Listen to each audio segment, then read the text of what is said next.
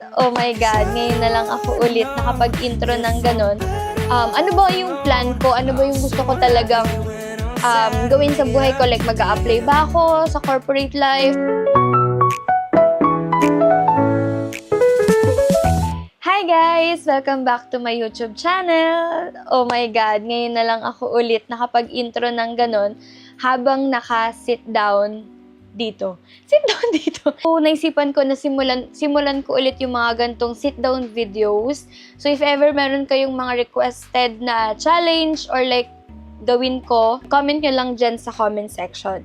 Tapos, binalikan ko yung pinakahuli kong sit-down video na gantong setup. So, ang pinaka-last ko is yung gumawa ko ng video. Ito siya, yung I tried following Michelle D makeup tutorial.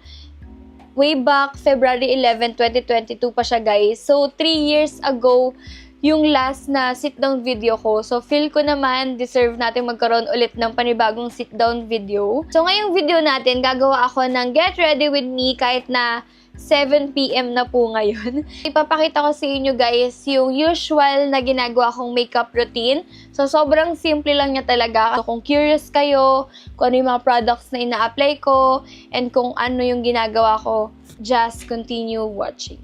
Wow! Ngayon ko na lang siya ulit nagawa. By the way pala, guys, habang nag-get ready with me tayo, meron din tayong life update.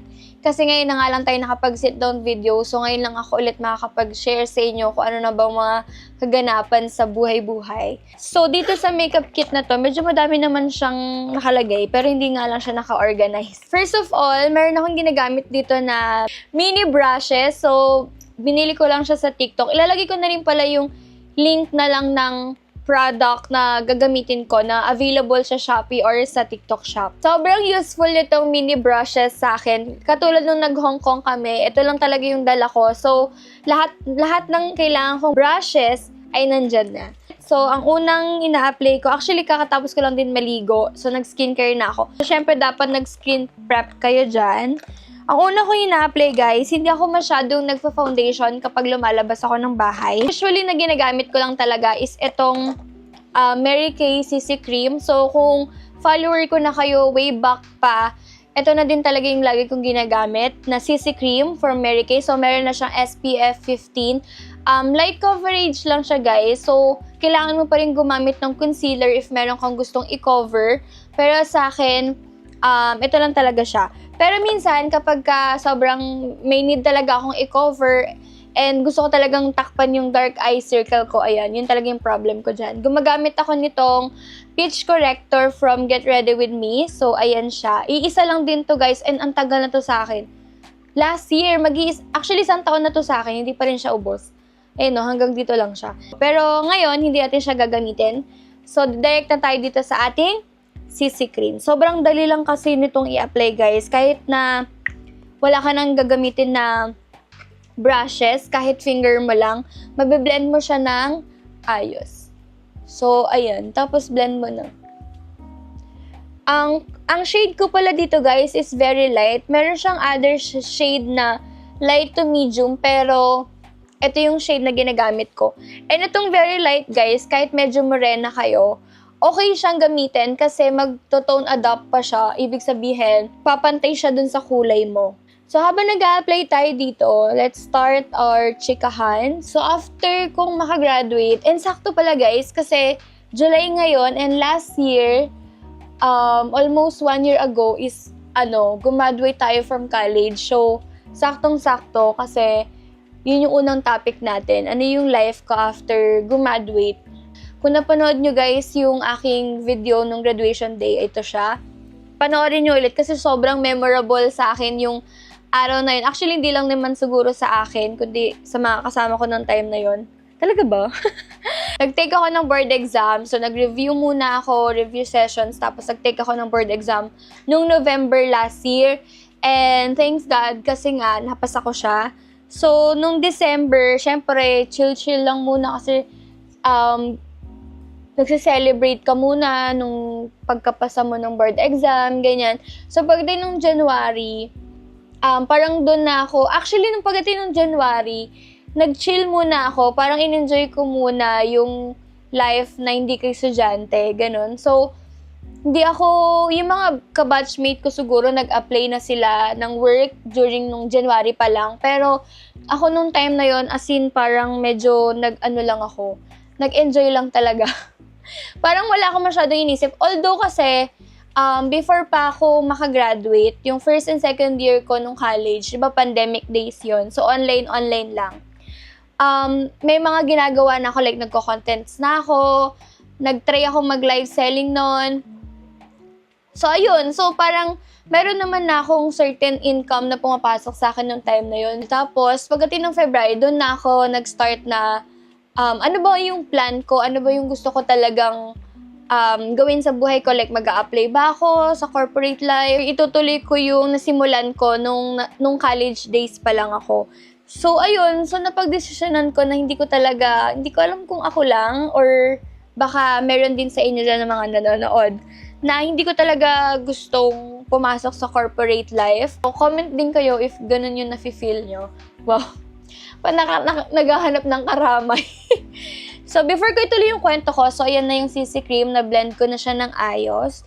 So, minsan, ganyan lang talaga yung application ko. May times na nag-a-apply ako ng concealer. So, ayan, paubos na nga siya, hanggang dito na siya. Actually, favorite ko talaga tong Maybelline.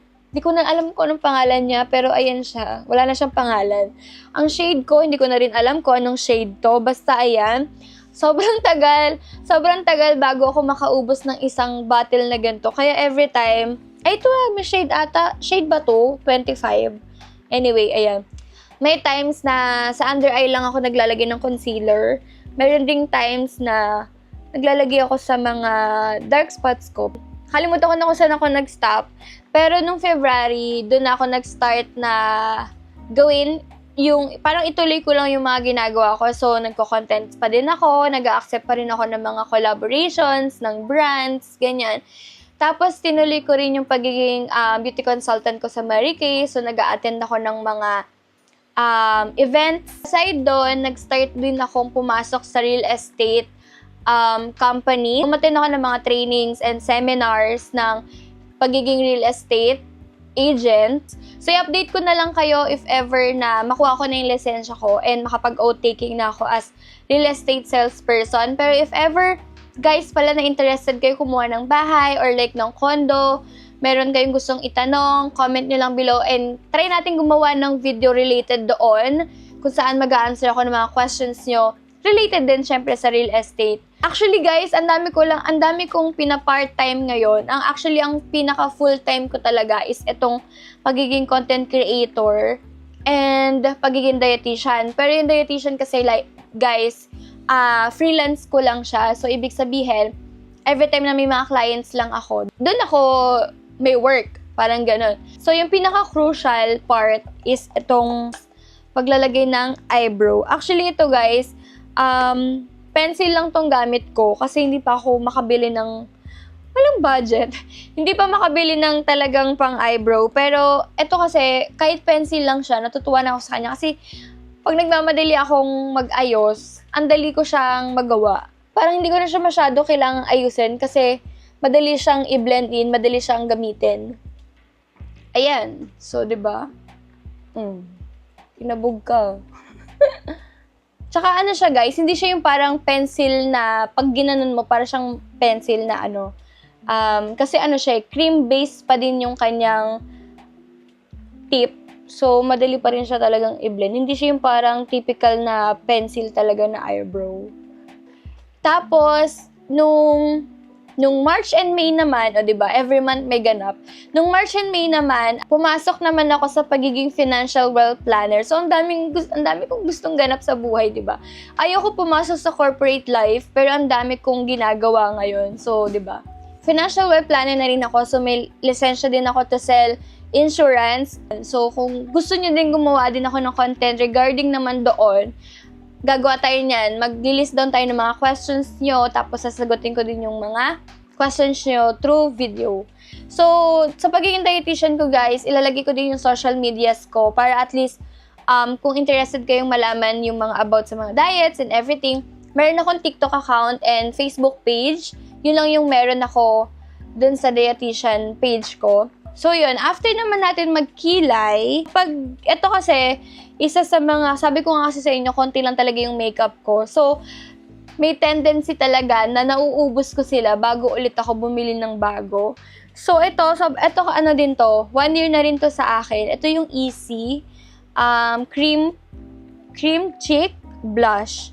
Ang shade niya ay Illicit. So, ito siya. Tingnan nyo guys kung gaano siya ganyan na siya, oh. Paubos na. So, ito yung shade na ginagamit ko. And super gusto ko yung shade na to kasi parang pagka napawisan na ako, nag-oil up na yung skin ko, para siyang mukhang natural lang sa cheek. Hindi siya nawawala agad. So, ayan. Tapos, lagi lang din pataas. Always. Ayan, di ba? Oh. Ang ganda niya, di ba? Kahit mag-oil up ka, nandyan pa din siya. So, yan. After nyan, nagpa-powder naman na ako. Ay, actually, pag gusto kong mag-contour, yan, nagko-contour ako. Ginagamit ko tong nag-iisa. Hindi. Oh, tama. Nag-iisang cream contour ko. Actually, hindi pala siya contour. Bronzer ata to, tama. Bronzer stick ng Get Ready With Me, yung Glam and Go stick nila. So, ayan. Ito din, binili ko din to nung graduation day and minsan ko lang talaga siyang magamit. So, hindi siya gamit na gamit. So, kapag mag-a-apply ako, ganito siya. Ito lang, guys. Tapos, ganyan lang. Tapos, dito din. Hindi ko alam, guys, kung tama tong pinaggagawa ko. Kung gusto niyo matuto ng makeup routine, ay ng makeup tutorial, hindi ito yun. Ito ay aking routine lang for everyday. So, ayun, ganyan lang siya. Tapos, i-spread ko na. Kung ano guys, kung nagsisimula lang kayo mag-makeup, isa to sa masasuggest kong bronzer kasi bilis niya mag-blend. So, habang nagba-bronzer tayo, ituloy natin yung ating chika. Kaya, kung yun talaga din yung gusto nyong career, go for it. Pero sa akin kasi talaga, parang gusto ko talaga yung ako yung may hawak ng oras ko, ako yung magde-decide kung ano yung gagawin ko. And so far naman, kasi 'di ba nakakalahati na tayo ng taon, satisfied naman ako sa ginagawa ko. Pero syempre may mga times pa rin na mapapaisip ka, or yung pinaka-negative side naman ng pagiging freelancers is syempre, hindi ka sure kung meron kang makukuhang income in a month or like magkano yung exact income na papasok sa'yo. So, pag freelance ka, minsan mababa lang yung kita mo in a month, minsan naman malaki, or kaya minsan consistent na every month may makukuha ka, ganyan. So, yun lang naman yung downside niya. For me, yun yung pinaka-downside niya. And for some kasi sobrang big deal yon. Like, parang kailangan meron silang fixed na income na pumapasok sa kanila buwan-buwan. And next naman ng ating step is nagpa-powder na ako. So, ito yung ginagamit ko from Mary Kay. Sobrang ano na rin siya, no? Wala na siya sa gitna. Kasi ito lang yung bukod tanging pressed powder na meron ako. Ayan, o diba? Natanggal yung pagka-shiny-shiny ng aking face. Tapos, ayan, kapag okay na ako sa blush ko, sa bronzer, sa ayos kong yan, hindi na ako nag-a-apply pa ng blush. Pero pagka trip ko tang plakado yung blush ko, ayan. Eto, gumagamit pa ako ng powder blush. Tapos, eto naman yung aking bronzer na may kasama na ding highlighter. Sobrang tagal na rin sa akin ito. And ito lang yung aking 3 shades ng eyeshadow. Meron akong light and dark brown and shimmer. Yun lang talaga. O, diba? Plakado ang aking blush. Kala mo kung saan pupunta. Matutulog lang naman mamaya. Saan, gumagamit ako ng lip liner. Ito yung lip liner ko sa Mary Kay in the shade Rose. Bet na bet ko to kasi meron siyang lipstick na kamatch niya. So, minsan nagli-lip liner ako. So, itong lip liner pala, waterproof din siya. Kaya, super bet. Kasi, hindi siya agad natatanggal kahit na uminom ka ng water, ganyan.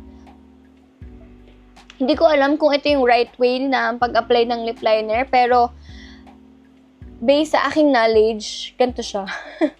So, nilaline ko muna siya sa lips ko. So, before tayo mag-proceed sa ating last 2 products, itutuloy ko guys yung sinishare ko nga sa inyo. Ang tanong dito is, ano yung plan ko ba talaga na gawin for the rest of my life, 'di ba? So, meron kasi akong gustong itayong business talaga kasi nandun talaga ako sa side na yon na gusto ko magkaroon ng sariling business. So, syempre, related siya sa food.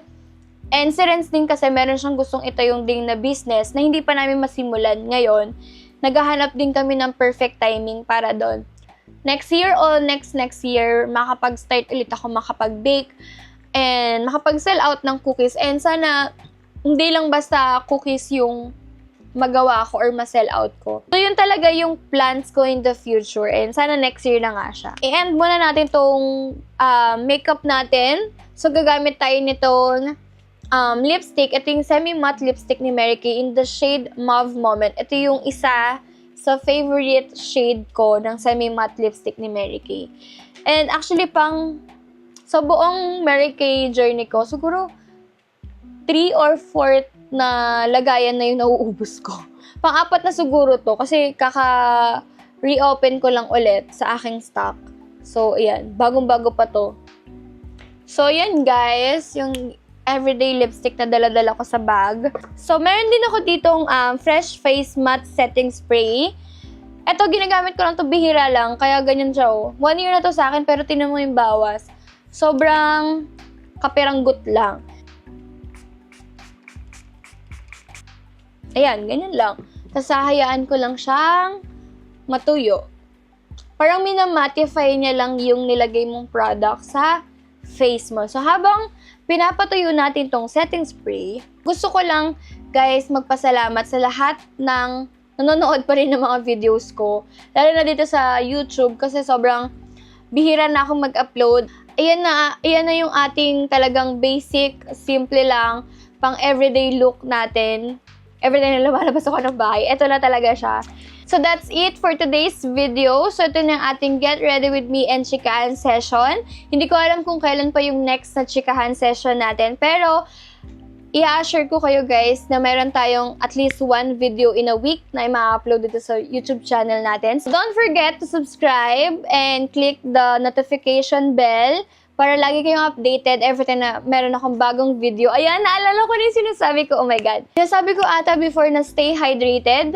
So, ngayon, stay hydrated pa din, guys. Bye!